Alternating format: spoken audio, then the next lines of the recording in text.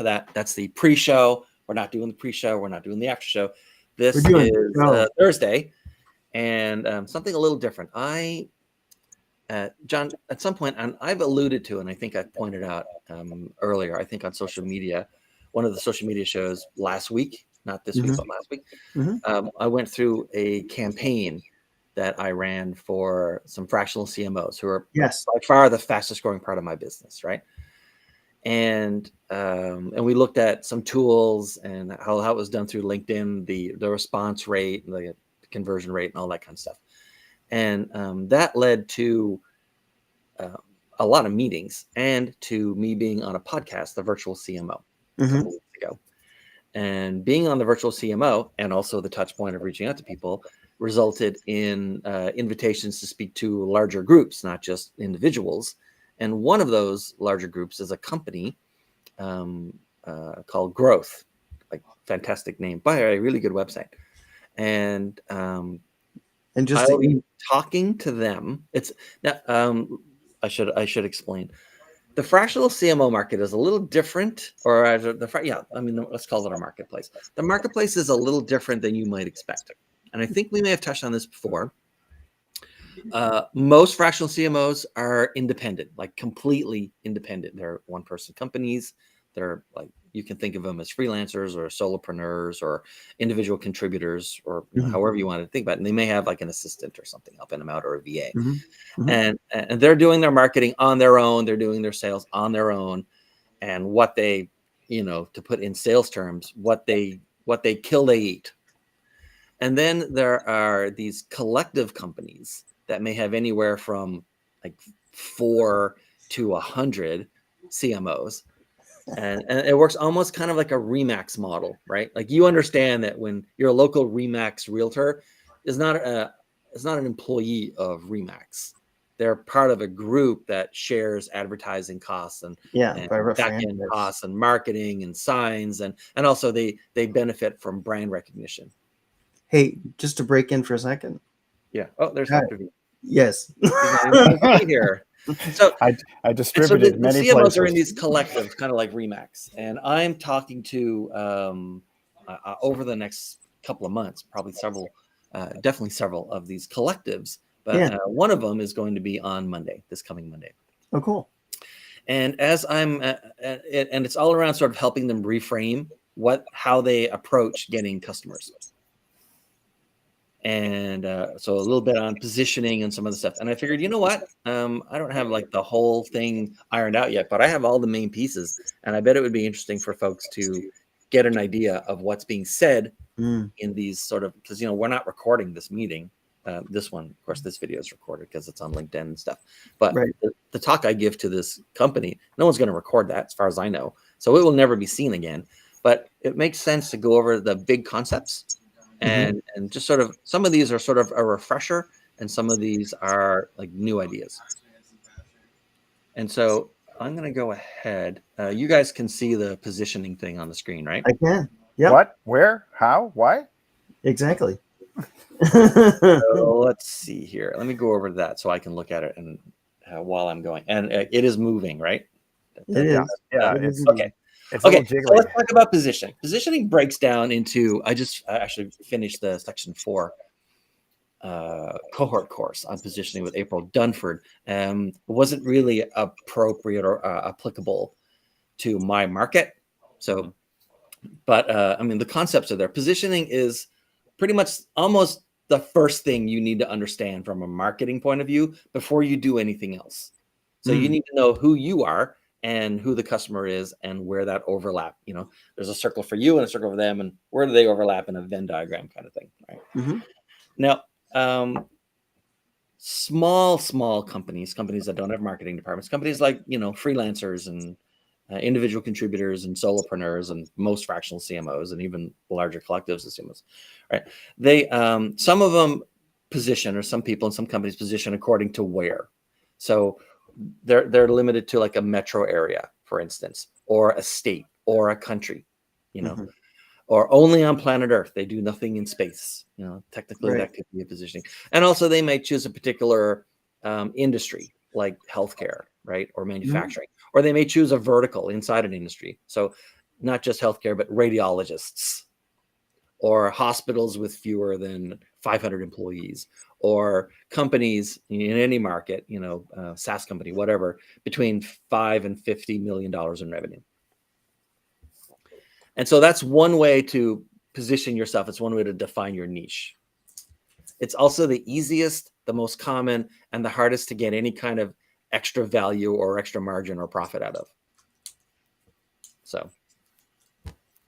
So then the next one is the what, right? And it's like what you do. So you focus on building out a marketing team that's never existed. You focus on, there are fractional CMOs, for instance, who specialize in sort of establishing the social media outreach, the advertising buys, all of that sort of infrastructure that a large-ish or growing marketing team might have.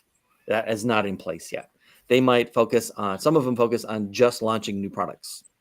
Some of them focus on taking sort of moribund brands, right? Brands that have been around forever and sort of breathing new, almost half forgotten. They just, they're on life support, but they still continue to chug along, like bringing those back to life. CPR branding. And there you go. That's a good name for it. CPR, fractional CMOs, right? Fractional CMO. Yeah, that's very true. And so it's like what they can deliver for you, like what they specialize in as a deliverable or skill set. There's a very small niche specialization for the why. You almost never see this outside of social causes or nonprofits. But anytime you go to, and we've seen some of these before, and I've pointed them out in our website Wednesday sessions. The why people, these are the ones that have some sort of manifesto statement on their website. Like, we believe that all people, see, I can't even say it without sounding sarcastic. And I'm not trying to sound sarcastic or condescending. It's just, it's a fact. It's a niche. There's nothing wrong with it. Like, if it works for you, I have no problem with anything that works for anybody.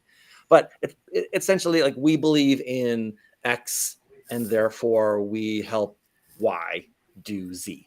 We believe humans have hearts. This is why we keep them pumping. Right. Now, the problem with a why is that the person who eventually signs on or even like invites you in to talk, they have to already be familiar enough with the story that you've plugged into so that they feel that they're on the same, page that you're on. Mm-hmm. So you don't get a circuit board manufacturer hiring a marketing company or a CMO who has a why niche, right? If the why niche is, making sure that people around the world have fresh drinking water, we're not on the same page. Well, yeah, you're not in the NGO world, right? We're not in the NGO. We're not in the nonprofit. We're not in the social cause. We're not in the whatever. But even if your why niche, you only do B2B, but it's something that's just not there. They have to already come to the table with an appreciation for your story and see a place for them in it before they would talk to someone like you. Now, on the one hand, like a lot of niches, a lot of specializations, if there's a long road to get there in the first place, most of the people that you might ever sign on as customers for any reason are never going to sign on or even talk to you. But B, it's a barrier to entry, right? If you've spent the last 10 years helping NGOs provide fresh water around the world, then you have very few competitors. Right. And so for the people who can get over the barrier, there's no one else really around that you need to worry about. You're not shoulder to shoulder, in a thick market with competitors. You can just here's right. me. I'm the one who does this, right? I'm drops without borders. Yeah. And finally, there's the how. So it's not where you operate or what vertical or industry you're in, and it's certainly not a why, right? And it's partly the what, but the how is the only one of these that requires marketing imagination, because the how is, we've talked about it before. The how is the horse lady story, right? So for the if there is anyone who's ever watched any of our videos and has never heard the horse lady story, in a nutshell, you go to look for a therapist, your first ever therapist, right? just whatever. We just pick a topic. It could be welders. It doesn't matter. So in this case, it's a therapist. And you go online, and wherever you should go online, you go to LinkedIn, you go to Facebook, you go to Google, wherever, right? You go to therapy.org or whatever it's called. And you look at, and you sort of, land on 5 different therapists.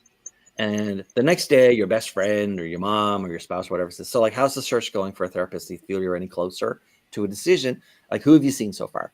And what you'll often do is you said, yeah, so I looked at 5, 4 of them, like we always like to categorize and split, right? So 4 of them end up get amalgamated into a kind of a single therapist, one generic kind of therapist that you go and you see. And therapy is very generic, for many legal and ethical and licensing and board certification kind of reasons. So there's these 4 ladies, and you go and you sit down and they ask you questions and you talk to them. And then there was the horse lady. And instead of an office, you go out to this nearby farm, and she says she's going to put you on this really sweet, gentle horse. And together you're going to ride down this path, and she asks questions and you talk, right? It is literally the same service being delivered, but the horse lady is remembered on her own. It's a how.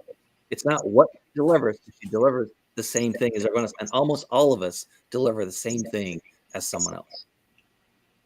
But it's the how. She gets to stand apart and win a disproportionate share of the potential client base because her how is different and memorable. And that's why I say the how is the only one that requires much marketing imagination, because you need to, at least, it's part of my job when I'm working through these workshops with folks. It's my job to figure out the horse lady story for their business. Yeah.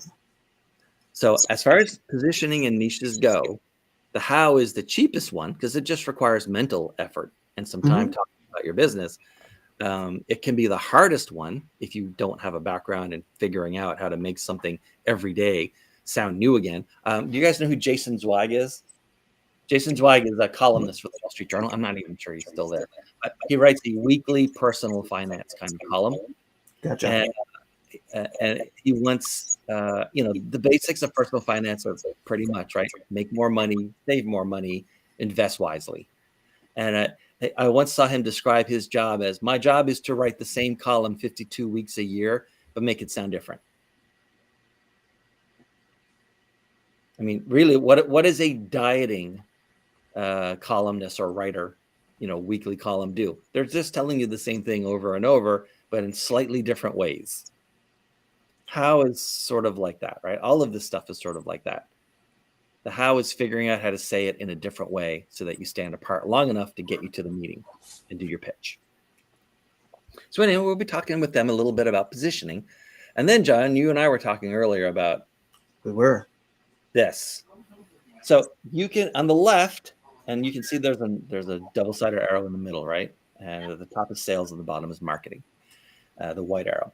And what happens is you can, the big red box in the lower left, the danger when you're doing your own marketing, or the danger when you're in marketing, is that you think that the announcement is marketing. Like, it's all of marketing. The announcement is basically you saying to as many different people in as many different places in as many different ways as you can, we exist. We exist. We have this product. We exist. And every other competitor is also yelling, we exist. And they're trying to interrupt people and saying, we exist. And most of the advertising you see all day, every day, is just some company saying some version of we exist, or this service exists, or this product exists, right? And then what you're trying to do with like really creative marketing is get to the second stage, which is the connection, like creating some kind of affinity or owning a box. So for instance, anytime you hear about like categorization or category killers or category owners or category kings and queens, they're talking about the yellow box, right? Establishing some kind of connection. And I don't mean necessarily an emotional connection with the people or person or company that you're targeting. I mean, they connect you to something in their world. When they think of X, they think of you. That's really what you're trying to do with the connection. And then the shared imperative really comes down to, we might as well move over to the right-hand side, right? So the shared imperative is selling. That's a person has convinced one or more other persons that if we move forward together, a positive future can be reached. But we need to do something about this negative present to get to the positive future. And marketing doesn't usually get you there. Usually that comes down to sales. But a lot of people, you can have a marketing, especially if you're like a single person kind of business, you can have a marketing oriented business, like revenue approach, or you can have a sales oriented revenue approach. If it's just one or two people in the company, you will rarely try to do both at the same time because it's just, you don't have the resourcing for that. Right. Now, there's nothing wrong with either approach. And a lot of it comes down to what you sell. But if you're a fractional CMO, then you have to pay attention to, you're in a particularly difficult situation if you're a fractional CMO, because just like a graphic artist or a copywriter, you're not judged just on the work you've done and the work that you can convince them you can do. You're judged on the actual messaging that got you to any of those points. Because if a fractional CMO's own marketing is junk, it's very hard for a prospect to think that your marketing to sell yourself is crappy, but what you do for us is going to be fantastic. Right? It's like a social media, like a Say social media manager whose social media presence sucks. Right. Or a copywriter who does outreach and like their copy is so boring that no one wants to, even go to the next step with them. Well, that person, you're judged on the actual mechanism you used to reach that person in the first place. So the fractional CMOs are in a really tough spot because they basically, unlike most businesses, they basically have to be very red box heavy, but also very green box heavy. And so what I'll be talking to those folks about is on the red box side, you need a mechanism, ideally one that's as automated as possible, that will reach out to as many people as makes sense to. And you can almost work it backwards and say, how many people need to know I exist so that I can make enough money to be happy with the revenue I'm making? Right? It's probably not 50. It's probably closer to 1,000. Because only a tiny, tiny percentage of them will ever end up in the green box with you, where you get a chance to pitch with them and talk about getting out of the negative future, negative present, and into the positive future, or avoiding a negative future. So because they don't have the resources, they don't have their own salespeople, they don't have their own marketing department, they are the marketing department. Anyone who's sort of in a very tiny or single person business, they are the marketing department and the sales department and every other department. Then they need to automate the I exist part of this funnel as quickly as possible and just let it run every day. And then from the percentage, whatever that is, for me on that campaign I showed you guys last week, I think it ended up being about 35%. So of the 35% who, reach back, then those people are where we're making the connection and then ultimately moving them into the shared imperative. But and of course, if you think about it, you talk to very few people in the green box, but every one of them is potentially very, very valuable revenue-wise. Whereas you talk to a lot of people in the red box, the I exist phase, and any single one of them is potentially worthless to you as a business. And so it's very much, you want to automate and get your costs down in the red box as much as possible so that you can focus and nurture the people that are moving into the green box. Does that make sense? That's so true. And that's the easiest place to do it. Yeah. And it's not hard. No, it's not hard. The tools today are fantastic. There's a little horse lady thing we'll get into later. Yeah. Then we talk about the 3 levels of marketing. And we go over this, or messaging rather, and we go over this all the time. We did it yesterday on Website Wednesday, right? For, what was that called? Petrie Travel? Petrie Travel Adventure, right? Or something like that. Everything they had on their website was informational. This is who we are and what we do. And we did as much as we could. We moved a little bit into inspirational, right? Which is where, which is usually the highest level that B2B companies can go. But then because they're in travel, they had a rare opportunity to move into transformational. Like you could be a new person with new friends and new memories and new life experience. And new fingerprints. Right.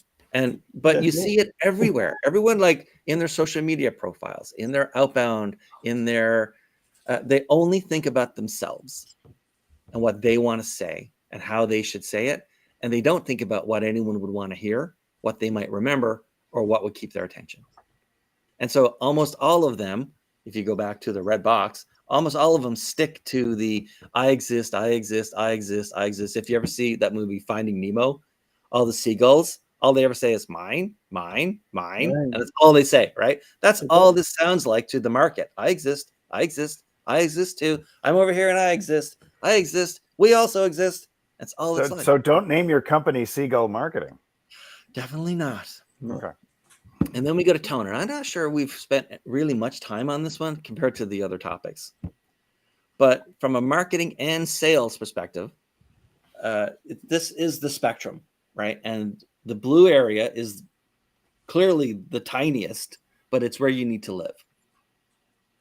Now, you never want to be aggressive, obviously, because that'll turn people off instantly, and it should. If you ever get contacted on LinkedIn, then they immediately do a hard pitch. That's aggressive. And I don't know anybody who is successful with that.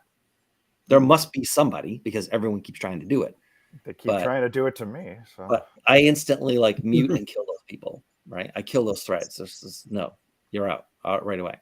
Now, of course, you don't want to be on the other side, which is selling from your heels.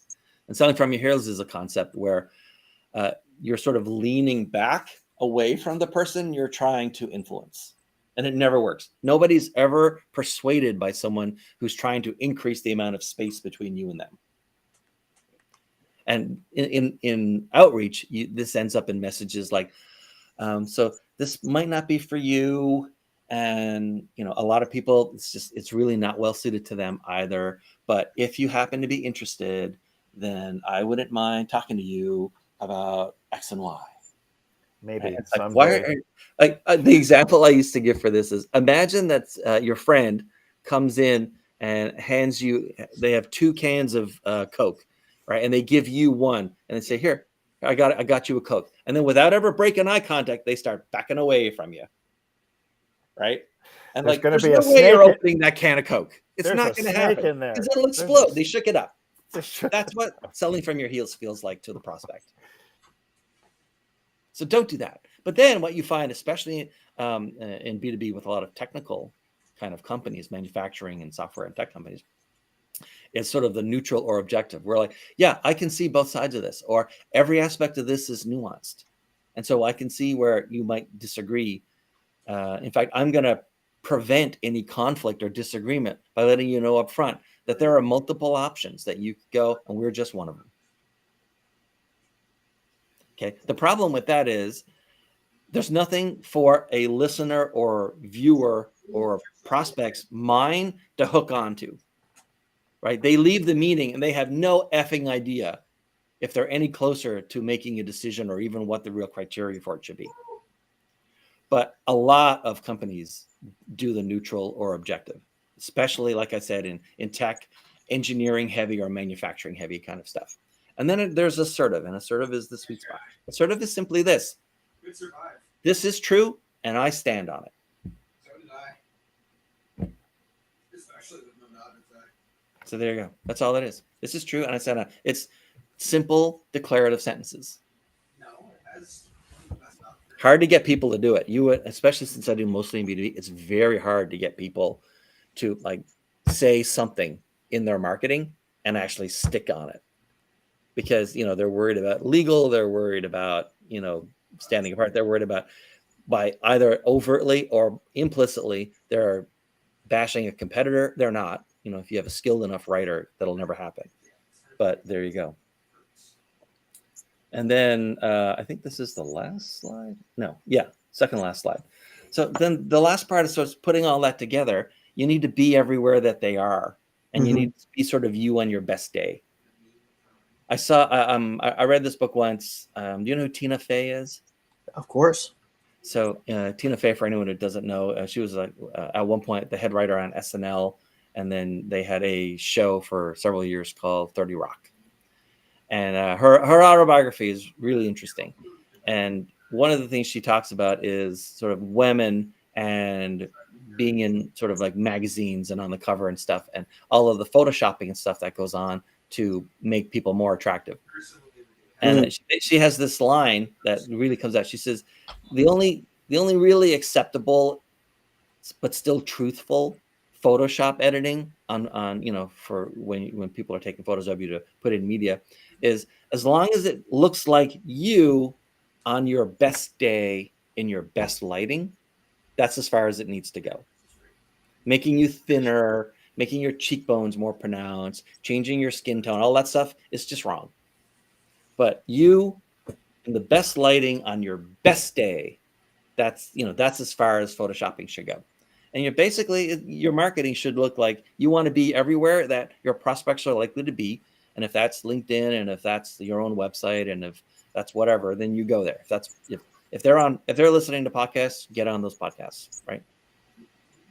And in all instances, it should be you on your best day. This goes back to being assertive, right? It's you being somebody that people understand has a position, and if they agree with the position, then they should get closer to you.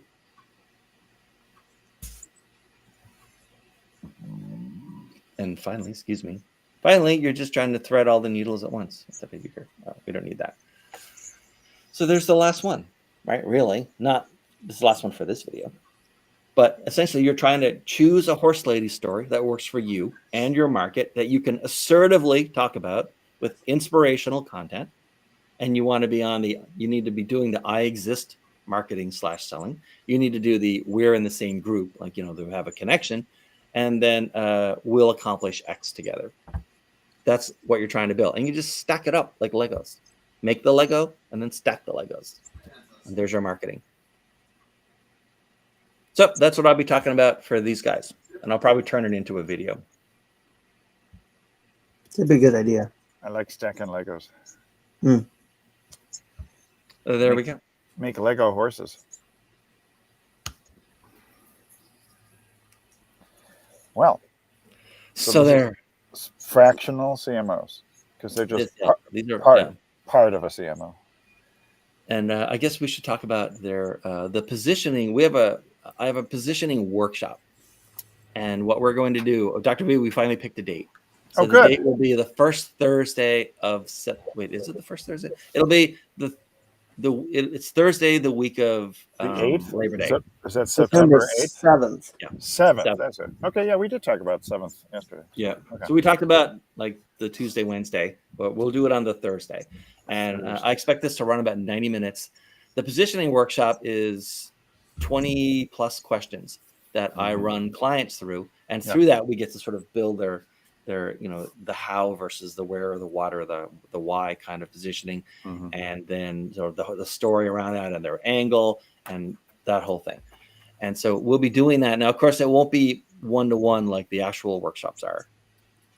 And it will one-to-many, and so people are welcome to follow along and, answer the questions and write their own answers. There's no way you come out of that experience and not have a better understanding of what you want to say to clients, and you should even have enough to do your 33-30. You guys know the term in sales, 33-30? 33-30? No. Your 30-second message, your 3-minute message, and your 30-minute pitch message. That's your 33-30. Whoa. I don't know if I can do 30 minutes. A lot of people have trouble getting it down to 30 minutes. Oh, okay. Well, I'm the other way.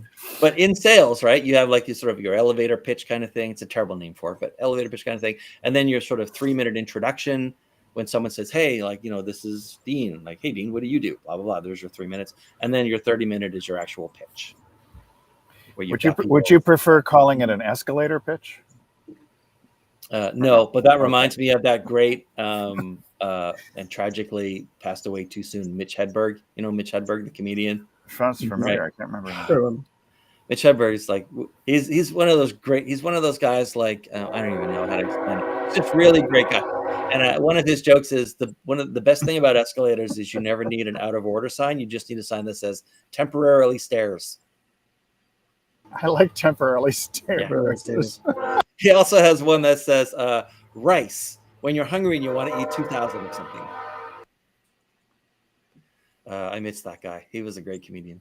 So anyway, what we'll do is on the Thursday after, and I'll create the event and then we can start inviting people.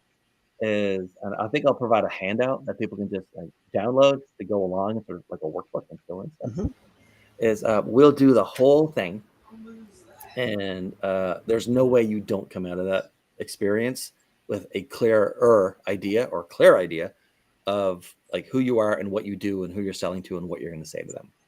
And it's free.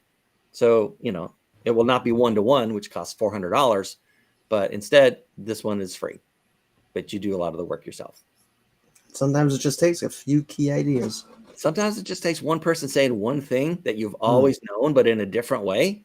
Yep. It's like, got it. So I figure this is going to be approximately 21 questions with 21 very short stories to illustrate what it is we're aiming for here. Hey, how do we go from 20 to 21? What's there some special secret question you didn't tell us about? There's a secret question at the end. Yeah. All right. Okay.